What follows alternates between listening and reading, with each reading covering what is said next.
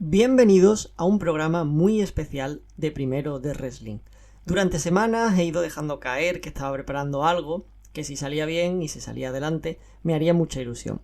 Dicho y hecho, vamos a dedicar un programa especial de varias partes a la figura del announcer, del comentarista.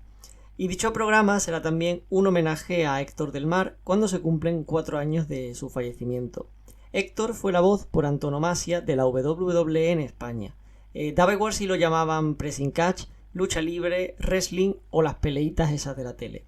Todos relacionaban su icónica voz y sus ocurrentes frases con las retransmisiones. Así que qué mejor manera de empezar esta primera parte del programa con un deportivo saludo.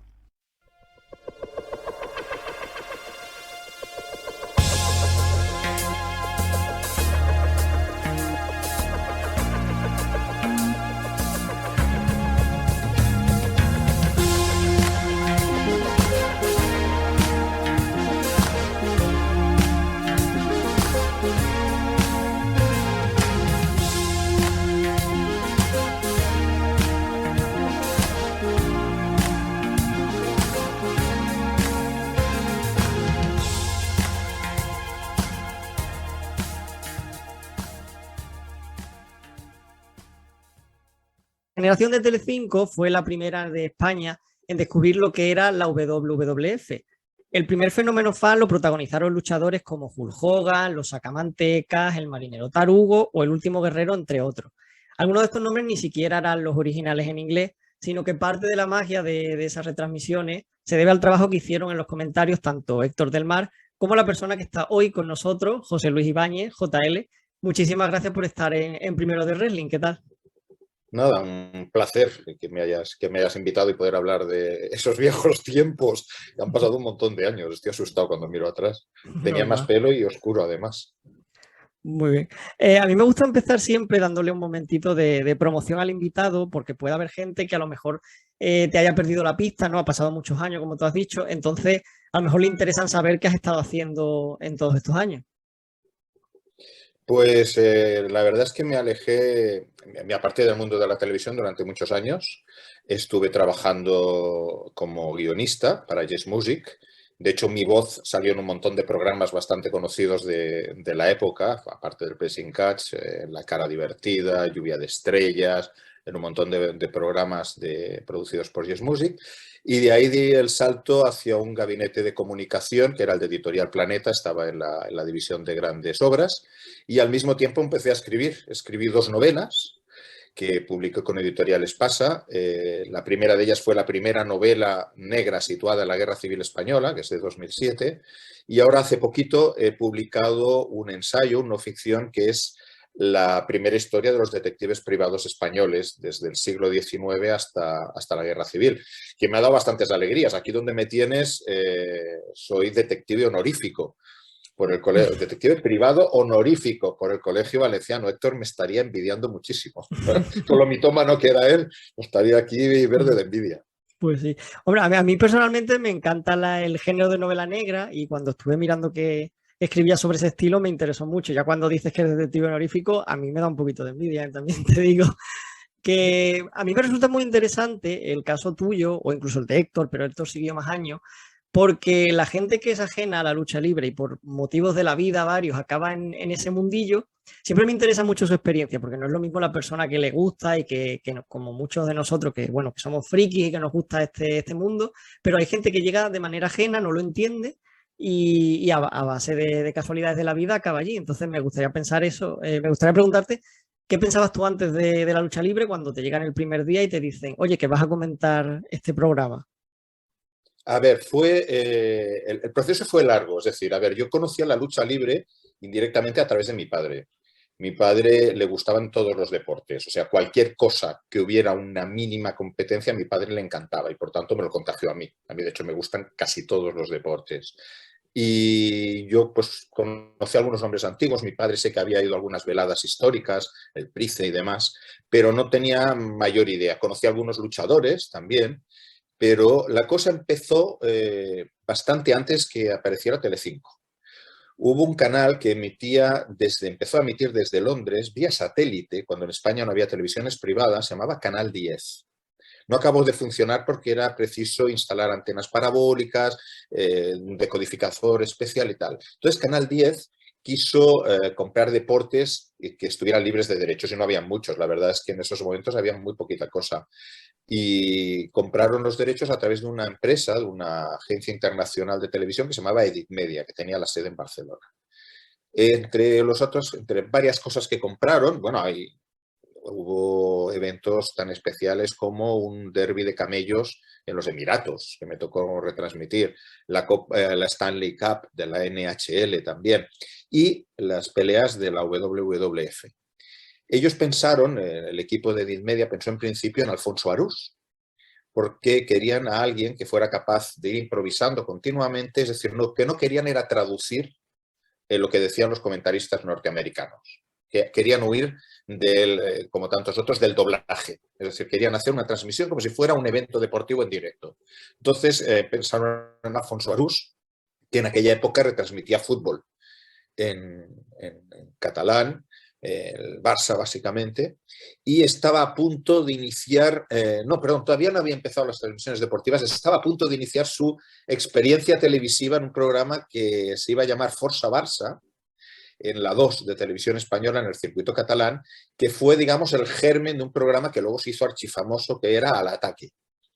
Alfonso Arús dijo que no podía hacerse cargo de la lucha libre y dijeron, oye, ¿conoces a alguien que sea capaz de decir muchas burradas sin reírse en antena? Porque no podemos ir tirando para atrás y para adelante editando, porque técnicamente no estamos todavía muy puestos. Y dijo, sí. Entonces yo colaboraba con él en aquella época, en los informativos de Radio España de Barcelona, me lo dijo Alfonso, me presenté en la agencia y me dijeron, bueno, vas a hacer la WWF, pero además la NHL, el derby de camellos, peleas de todo tipo, deportes, eventos. Creo que hice hasta algo de esto que van con la escoba y las piedras estas que Sí. tiran. No me sale el nombre, Entonces, pero sé a lo mí que te tampoco, refieres. me he quedado bloqueado totalmente. Hice un montón de deportes, ya ni me acuerdo cuántos. Y fue para Canal 10, pero apenas tuvo repercusión. Luego, ojo al dato, hice lucha libre en catalán para TV3, antes que para Sí. Telecinco. Lo hice en catalán para TV3. Era muy divertido porque tenía que ir improvisando, lo hacíamos también en directo, era el mismo criterio que quería TV3, pero querían mantener unos criterios lingüísticos altos. Con lo cual yo transmitía con una señora, con una correctora a mi lado, que cuando decía alguna burrada me cortaba y teníamos que volver a tirar para atrás y hacerlo así. Y introdujimos o recuperamos bastante el lenguaje de la lucha libre en catalán, porque Barcelona y Madrid eran dos plazas fuertes de lucha libre antes de la Guerra Civil. Y luego ya vino Telecinco, es decir, Telecinco se puso en contacto con Edit Media, que tenía muchos derechos en aquella época, tenía derechos que hoy nos parece imposible que pueda tener una empresa pequeña, la NBA, la NCA de baloncesto, tenían algunos partidos internacionales, etcétera, y de fútbol. Y dijeron, oye, queremos compraros derechos, y entre ellos los de la lucha libre. Con lo cual llegué a Telecinco de forma indirecta a través de la agencia y después de una experiencia previa. Entonces Telecinco dijo, nosotros ponemos un comentarista, queremos que hable Héctor del Mar, que es argentino y conocía el mundo del cachascán, que dicen en Argentina, y vosotros poned a José Luis Ibáñez. Y entre ellos ya se arreglarán para ver quién hace de narrador, quién hace de comentarista o cómo lo hacen. Y así nació el Pressing Catch, es decir, que en realidad fue la tercera cadena en España que transmitió la lucha libre después de Canal 10 por satélite, TV3 en catalán y luego vino el Telecinco, que ya sabéis la historia del pressing, que era el nombre genérico de todos los programas de deportes, y como nosotros hacíamos catch, pues era pressing catch. Lo que pasa es que la gente acabó asociando los dos nombres y Claro. nos hemos quedado con eso. Anteayer, un entrenador de fútbol, de baloncesto, en el extranjero, se quejaba de que el equipo rival había hecho pressing catch en lugar de baloncesto. Sí, sí. Estamos hablando de hace unos días, es decir, que supongo que este entrenador será de la generación de los adolescentes que nos veían en aquella época. Sí, sí, porque además es un nombre que ha calado mucho y, o sea, el programa creo que en antena duró, no sé si fue 4 años, ¿no? Una cosa Sí. así, pero es prácticamente parte como del pack de la nostalgia, ¿no? De yo fui a EGB, ¿no? Ese tipo de nostalgia, ya como la lucha libre, el pressing catch de esa época, ha quedado totalmente asociado. Entonces, te quería preguntar si tú pensabas que iba a tener tanto éxito y tanto boom cuando empezó. Creo que nadie. Bueno, Nadie. es increíble. A mí es que conozco a gente y cuando alguien les dice que yo era el del pressing catch, gente estoy hablando, gente de entre pues, los 30 y pocos y los 50, pues que todos veían el pressing catch. Entonces me han presentado en eventos que no tenían nada que ver con ello, que yo iba a dar alguna conferencia sobre lo que fuera literatura, sobre los detectives, sobre delincuencia a principios del siglo XX, cosas a las que he estudiado, pero alguien dice es el del pressing catch y se vuelve loco el mundo. O sea, empiezan a aplaudirme y tal, y al final vienen a darme las gracias y lo bien que se lo pasaron. Yo creo que nadie esperaba lo del pressing catch. A ver, hubo alguien que olió que aquello podía funcionar bien, que era Valerio Lazarov, que era el Sí, director de sí. Telecinco, que estamos hablando de una época en que normalmente en las casas había una sola televisión, porque es que no había privadas. Teníamos la primera cadena y el famoso UHF, que era el segundo canal, y en algunas comunidades autónomas tenían el tercero, por eso de ahí TV3, ¿vale? Porque era el tercer canal que aparecía en Cataluña en aquella época, antes que Antena 3. Entonces, eso era lo máximo que teníamos en algunas partes de España. Con lo cual, cuando aparece Telecinco, Valerio Lazarov dijo, en las casas con una sola tele mandan los niños. Y entonces empezó a programar Pressing Catch, Campeones, la serie de Oliver y Oliver y Benji. Benji, sí, y muchos más programas de corte juvenil, infantil, en horarios en los que teóricamente competía pues, contra monstruos como el Telediario, etcétera, y ganábamos. Y nosotros, el Pressing Catch, que solíamos formar pareja de hecho con humor amarillo, éramos imbatibles en nuestras franjas horarias. Estamos hablando de audiencias de shares que hoy serían impensables. Estamos hablando, nosotros llegábamos a superar el 30% de forma habitual. El 30%. O Ahora, sea, hoy eso no te lo firma nadie. vamos, un partido internacional de España, a lo mejor, Claro. si llega a cuartos o finales, un 30%. Pero es que además, Valerio, con esa teoría de que en casa con una tele mata al niño, se atrevió a ponernos contra un partido de fútbol, un Barcelona español, y le ganamos.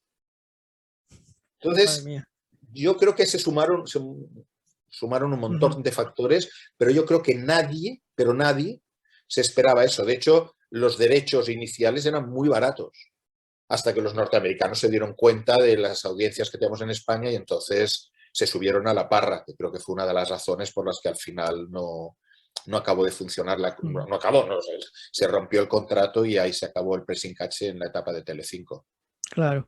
También te quería recordar un poco esa visita que hizo WWE cuando, bueno, WF en esa época, al Palau Sant Jordi, que ha quedado, o sea, que se retransmitió además en Telecinco, fue muy, muy mítica. Pero antes quería preguntarte también, porque me han contado que antes de eso conociste a André el Gigante, o sea, no puedo no preguntarte por ello.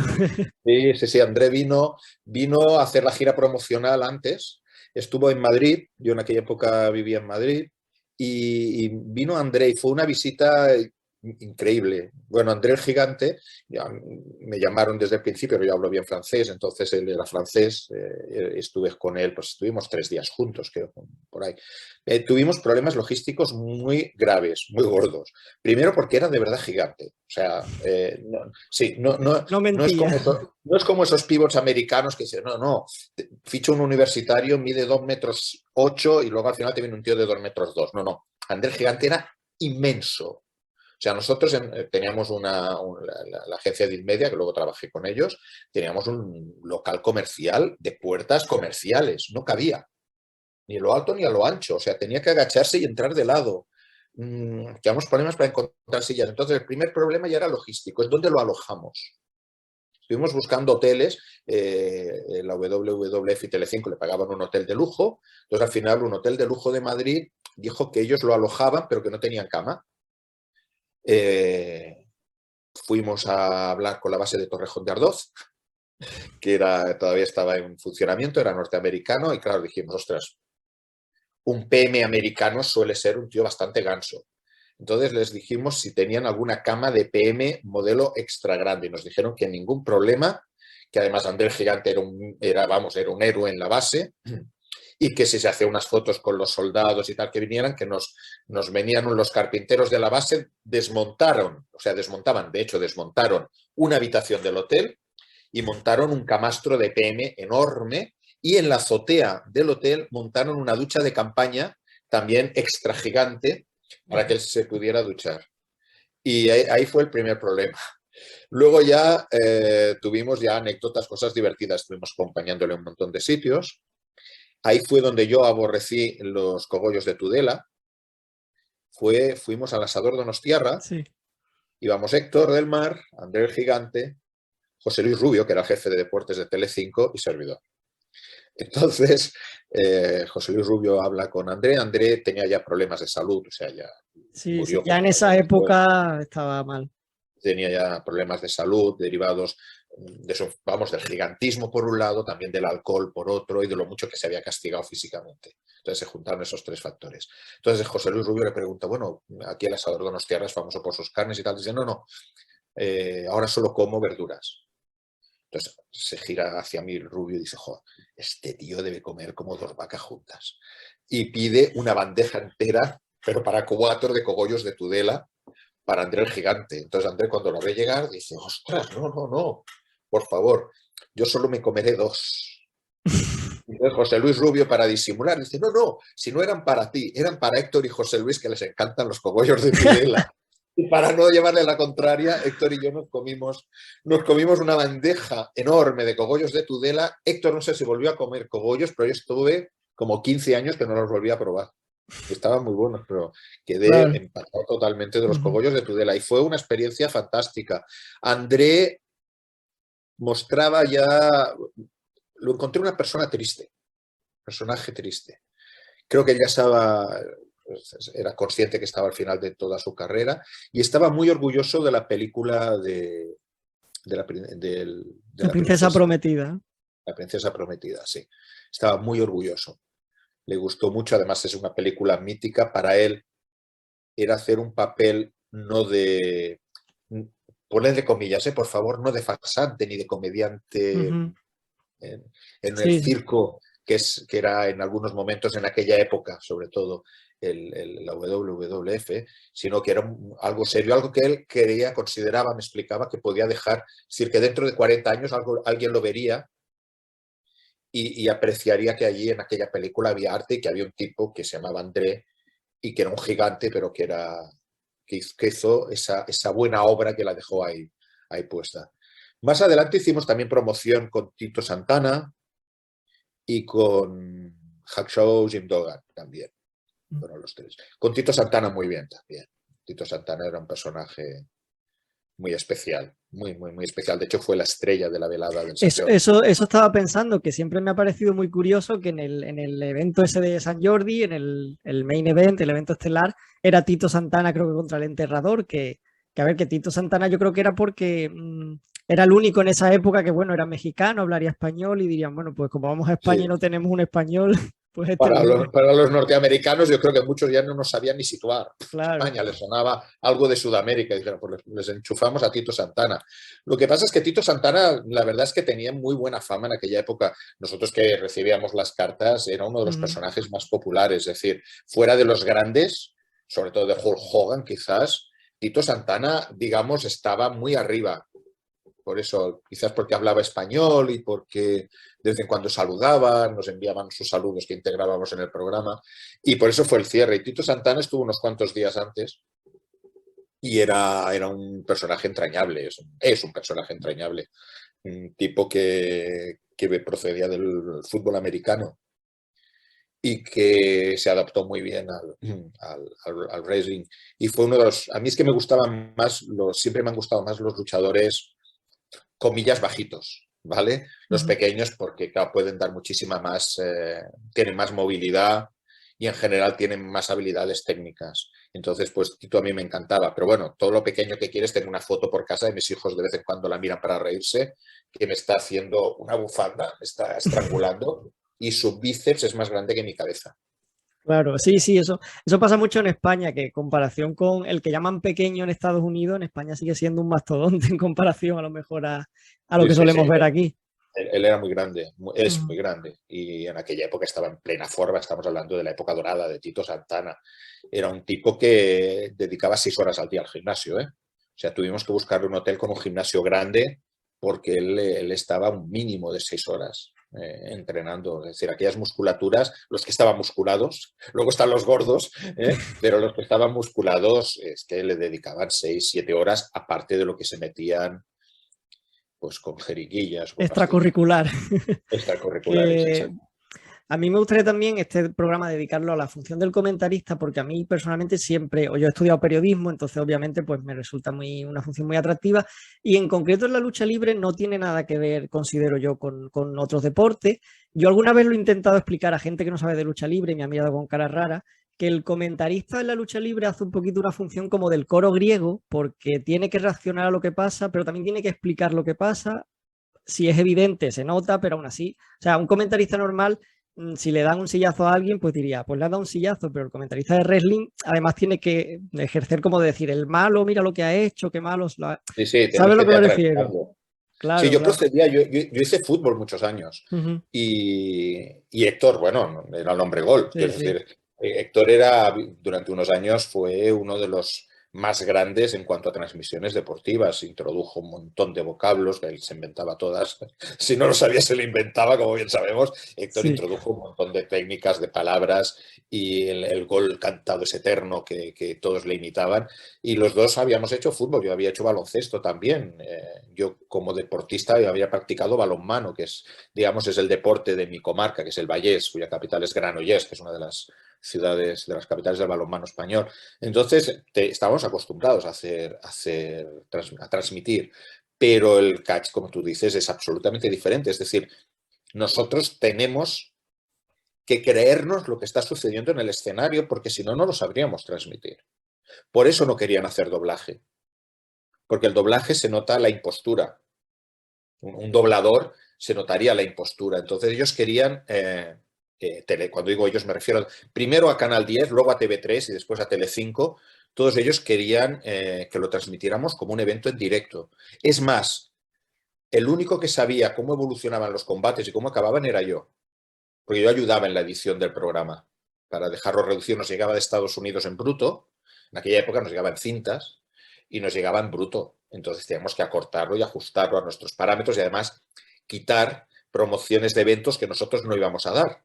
Porque como ahora sabes que la WWF tenía una multitud de marcas, que unas se transmitían por cable a los Estados Unidos, luego estaban los Ujú. 4 eventos anuales importantes, que sí que teníamos derechos, pero no para otros, con lo cual teníamos que ir quitando las promociones que no correspondían a programas que íbamos a dar nosotros, quitar la publicidad que tampoco nos correspondía a España. Entonces yo editaba el programa junto con los técnicos de Telecinco.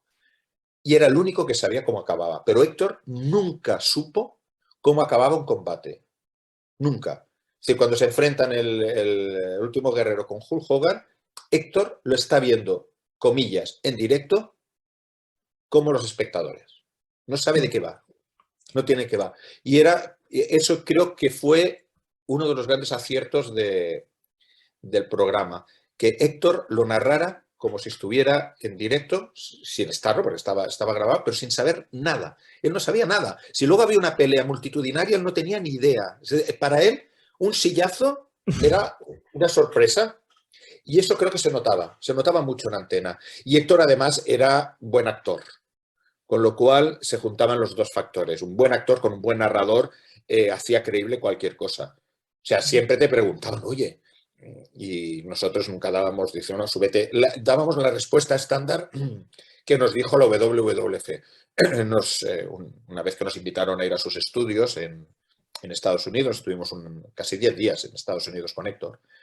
Entonces nos dijeron, cuando os pregunten si es real, les invitáis a subirse al escenario, perdón, a subirse al ring y ya está. Claro. Y que lo comprueben. Y esa era la respuesta estándar que teníamos. Ujú. Una pregunta inevitable, pero que tengo que hacer en este programa sí o sí, y ya que has contado un poquito, ¿cómo era trabajar con Héctor? Porque todo el mundo básicamente coincide en una cosa, y es que no había mucha diferencia al personaje, por así decirlo, como comentarista y como era en el día a día. A ver, Héctor, en primer lugar, era una magnífica persona. O sea, muy buena persona. Uno. Dos, era un buen profesional, era un profesional, todo lo alocado que se veía. Si tú quedabas con él a las 8 y 1 minuto 30 segundos, Héctor del Mar estaba allí a las 8, 1 minuto y 30 segundos. Era muy dúctil, le podías pedirle cualquier cosa y él te lo hacía. Trabajar con él era muy, muy divertido, porque era, sí, sí, como has dicho, era un personaje. Héctor era Héctor, no sé, es que es muy difícil de explicar. Iba contando chistes continuamente, anécdotas. Le ponía un bote a todo el mundo. Todo el mundo tenía, sí, tenía un bote todo el mundo. Era muy rápido, muy, muy, muy, muy rápido. Cuando decías algo, enseguida te la sacaba. Y, y la suma de todos esos factores, de esa rapidez mental, de ese humor sarcástico que tenía, respondía al arquetipo de argentino, o sea, Sí. podía estar hablando de nada durante horas y tú le escuchabas embelesado. Pero bueno, ¿qué hago aquí escuchando a Héctor? Y tenía todos esos factores, pero luego sumado a una profesionalidad total y además algo que sorprende, dada su trayectoria, una cierta inseguridad. Es decir, siempre le quedaba la duda, ¿lo he hecho suficientemente bien? ¿Lo podía haber hecho mejor? Ujú. Cuando acababa el programa siempre era la pregunta, ¿crees que ha ido bien? ¿Quieres que cambiemos alguna cosa? ¿Hacemos otra cosa? Es decir, siempre tenía ese punto perfeccionista que parece que no casa con el personaje. Es decir, él tenía esa máscara divertida y tal, pero detrás había Ujú. un pedazo profesional. Sí, sí, a mí, yo en alguna entrevista, no sé si suya o a lo mejor de Fernando, que lo decía, que incluso en los últimos años, que ya él tenía una trayectoria que le avalaba, todavía a lo mejor todavía se rayaba por eso, o sea, las críticas a lo mejor de algún sector dentro de los fans de la lucha libre, que son más puristas y les gusta más un estilo de comentarista como más técnico. Y me consta que sí, que era como tú dices, que era muy perfeccionista y que intentaba estar a la altura aunque lo estaba siempre, porque realmente los que hemos crecido con él, ya sea de la generación de 4 de Telecinco, de Neox, casi todos lo tenemos como un referente. O sea que es de estas cosas que dices tú, ¿cómo puede ser que una persona que lo hace tan bien aún así tenga dudas sobre su trabajo? Sí, sí, le quedaban siempre quería hacerlo mejor, siempre. Y luego, era un cachondo. Entonces, yo recuerdo en Estados Unidos, nosotros, la sede de la WWF estaba en Hartford, que es una ciudad de Connecticut, que digamos es una ciudad residencial de muchos ejecutivos de Wall Street. Entonces había un tren que nos llevaba a Nueva York, entonces nosotros íbamos a Nueva York juntos, luego ahí en Nueva York cada uno iba a lo suyo. Comíamos juntos, nos cenábamos juntos, quedábamos en algún sitio, porque cada uno tenía sus intereses. A mí me encantaban las bibliotecas, los museos y tal, y Héctor del Mar iba siguiendo una ruta friki de deportista, pues quería ir a ver todos los estadios, el Madison Square Garden, el sitio donde iban los bares a los que iban los boxeadores en aquella, o sea, él iba haciendo una ruta y yo iba haciendo otra, entonces quedábamos normalmente a comer o a cenar juntos. Y en el tren, al final tuvimos que ir separados porque empezaba a hacerme comentarios sobre todo a la gente que iba en el tren. Entonces, sí, claro, en tren norteamericano te puedes encontrar gente muy rarita, muy, muy, muy rarita. Y digo, es que al final nos van a hostiar. Y digo, Héctor, tú en este vagón, yo en el siguiente, y nos vemos cuando lleguemos a Central Station, porque vamos a acabar al final, nos van a currar. Y era solo de bromas de todo tipo, de motes, de nombres, de cosas que me decía de la gente que subía y que bajaba. O sea, te estaba transmitiendo la vida en el vagón, esa media hora. Y claro, yo riéndome, riendo, y la gente se creía que me reía de ellos, que me estaba riendo de ellos, pero no, digamos, no de forma directa. Y digo, bueno, vamos a separarnos porque de verdad que nos van a hostiar al final. Madre mía. Bueno, tengo entendido también, ya hablando sobre la época en la que vuelve la lucha libre a 4, que en un primer momento a ti te contactaron para esa época, también para narrarlo, pero que en ese momento, por lo que sea, pues estaba centrado, como has dicho, en la escritura, en otras cosas. Entonces, a mí me gustaría preguntarte si se diera el caso, ahora que no está en ninguna cadena, en el futuro, de que quisieran contar contigo, ¿Tú considerarías volver a comentarlo o lo ves ya como una época de tu vida pasada que estuvo bien, pero que tampoco te interesa? Yo lo veo ya como una época pasada de mi vida. Lo Ujú. veo, porque he evolucionado mucho Claro. personalmente, ya me he ido, ahora estoy mucho más metido en el mundo, trabajo como freelance en el sector editorial, estoy muy metido en temas de comunicación editorial, entonces me pilla un poquito lejos y creo que ha cambiado muchísimo. Es decir, yo ahí estoy contigo, creo que ahora ya es necesaria una transmisión de tipo técnico. Es decir, Ujú. la época más, en aquella época todo era más naif, hasta los luchadores eran más naif. Es decir, ¿qué recorrido tendría ahora el marinero tarugo en la actualidad? Si somos sinceros, Sí. escasito. Y muchos de los que habían en aquella época. Entonces, ha evolucionado todo. Ellos mismos han evolucionado. Los luchadores no tienen nada que ver los luchadores actuales con los de aquella época. El circo, si se me permite decirlo, ahora es mucho más de adultos. Telecinco le encargo que Telecinco lo quería incluir en horario infantil. Entonces, cuando se nos reprocha que es que no teníamos más remedio, porque las órdenes que teníamos era de hacer un producto infantil. Claro, hacer un producto infantil a partir de gente que se está pegando leches encima de un ring no era fácil. Entonces, lo que tuvimos que hacer es rebajar muchísimo el humor, rebajar mucho la carga técnica y de combate, subir las historias paralelas de humor y, entre comillas, infantilizar un tanto el producto, pero era hijo de aquella época.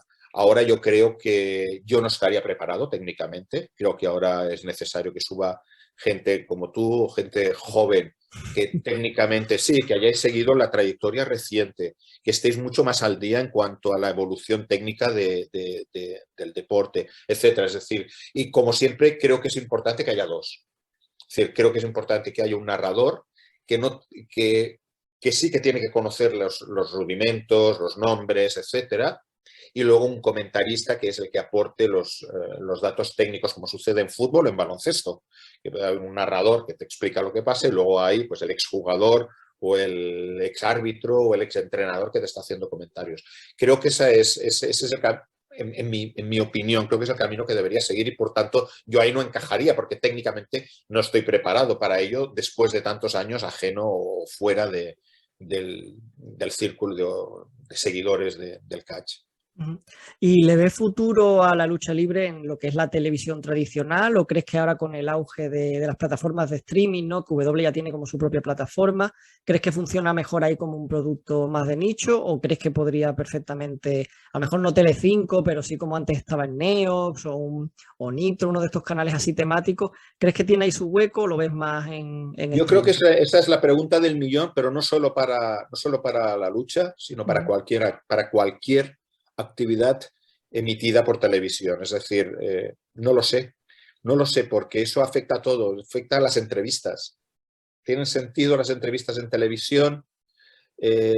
Programas deportivos, todo. O sea, creo que sí que funcionaría, creo que sí que funcionaría, pero los costes de producción y todo esto cada vez van más, son más altos y creo que intentan ajustarlos más a lo que son, pues eso, pagar una tarifa, aunque sea mínima, por streaming o llegar a acuerdos con cadenas como DAZN o cadenas especializadas. Yo creo que vamos a ir tirando cada vez más hacia la especialización.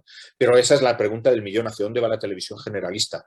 No tengo ni idea y conozco a mucha gente del sector, claro, he estado muchos años ligado a la televisión desde fuera, como guionista, como freelance, como voz.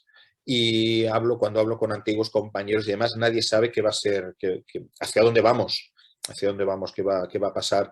Desde luego, en abierto cada vez van a emitirse menos eventos y sobre todo eventos que sean caros. Es decir, fíjate que casi todo el deporte, por no decir todo, está ya prácticamente todo en canales de pago o incluidos en plataformas de pago. Es decir, con lo cual pagas una opción de deportes que queda fuera en abierto. De vez en cuando algún partido de la selección y luego deportes más bien minoritarios en teledeporte, mientras les aguante un poco el presupuesto en cuanto les suban los precios de algunos eventos deportivos.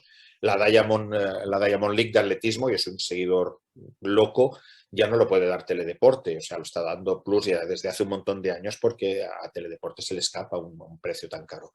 Y ahí Acabas de dar, Pablo, la pregunta al millón, ¿hacia dónde Sí. vamos? Yo creo que la lucha libre va a seguir el camino de casi todos los grandes eventos deportivos, es decir, o un canal específico, ya sea de la WWF o de cualquier otra empresa fuera de Estados Unidos, o a través de una gran plataforma especializada en deportes como DAZN o plataforma, digamos, genérica como podría ser Movistar o cualquier otra. Ujú. También tengo mucha curiosidad por saber si conoces un poco lo que es la situación de la lucha libre, pero ya a nivel de España, porque hasta hace poco pues había escuelas, se hacían entrenamientos, se hacían shows, pero desde hace un par de años tenemos al primer luchador, sin contar a Kane, al primer luchador español en la WWE, Kid. También luchó en un evento hace unos años Carlos Romo, un otro luchador de aquí de España. Entonces me gustaría saber si conoces un poco, te interesa o crees que puede generar más interés en España, como pasa con otro, como pasó en la época a lo mejor de Fernando Alonso o Rafa Nadal, el tener a un español en WWE. Ahí hay dos elementos. Primero, tener un español siempre ayuda. Y segundo, que se televise.